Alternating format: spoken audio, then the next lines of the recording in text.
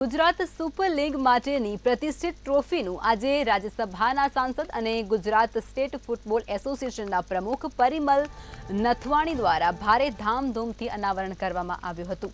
આ પ્રસંગે જીએસએલમાં ભાગ લેનારી ટીમના માલિકો, પ્રાયોજકો અને સમર્થકો ખાસ ઉપસ્થિત રહ્યા હતા। શ્રી નથવાણીએ આ પ્રસંગે જણાવ્યું હતું કે રાજ્યમાં પ્રથમ વખત ફ્રેન્ચાઇઝી આધારિત ફૂટબોલ લીગનો પ્રારંભ કરવામાં આવી રહ્યો છે। ગુજરાતમાં ફૂટબોલની રમતની મજબૂત કરવા માટે જીએસએફએની આ એક મોટી પહેલ છે। જીએસએલ ટુર્નામેન્ટ 1 મેથી 12 મે 2024 દરમિયાન અમદાવાદમાં ઈકેએના અને ટ્રાન્સ સ્ટેડિયા ખાતે યોજવામાં આવશે।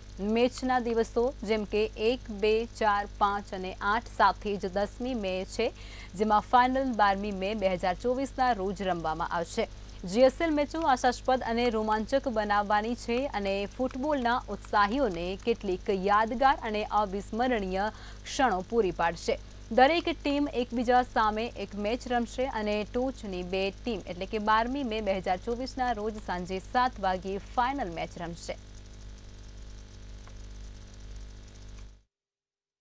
ફૂટબોલમાં મને લાગે છે કે આપણે શરૂઆત છે, એટલે આપ સૌનો સાથ હશે તો આપણે ફૂટબોલને આગળ લઈ જશું। અને અત્યારે જે 6 ટીમ આવી છે એને 12 ટીમ કેવી રીતે બનાય, 12 ટીમ ત્યારે બનશે કે જ્યારે પાસે પ્લેયર હશે અને જ્યાં સુધી ફ્રેન્ચાઇઝી આવશે ત્યારે જ આપણે ફૂટબોલનું પ્રમોશન પ્રોપરલી કરી શકશું। અને મીડિયાના ટીમ લોકોને અને ઓનરોને બધાને હું રિક્વેસ્ટ કરીશ કે ખાલી એક શરૂઆત કરવાની પૂરતું નથી, પરંતુ ફૂટબોલને પ્રમોટ કેવી રીતે કરવાનું પોતાના લેવલથી એ બધાએ હવે રેગ્યુલર કરવું જોશે અને એક રિવ્યૂ કરવું પડશે કે ફૂટબોલને આપણે કઈ રીતે આગળ લઈ જઈએ। આ ટુર્નામેન્ટ રમવા મોકલો, જે સારું ઇનિશિયેટિવ ગુજરાત સ્ટેટ ફૂટબોલ એસોસિએશને લીધું છે એને સપોર્ટ કરો। એ લોકોએ સપોર્ટ કર્યા અને એ પ્લેયર્સ અત્યારના અહીંયા રમે છે અને અત્યારના પ્રેક્ટિસ પણ ચાલુ છે પીડીપીયુના ગ્રાઉન્ડ ઉપર અને આઈઆઈટીના ગ્રાઉન્ડ ઉપર અને ગાંધીનગર ફૂટબોલ ક્લબના ગ્રાઉન્ડ ઉપર ગાંધીનગરમાં।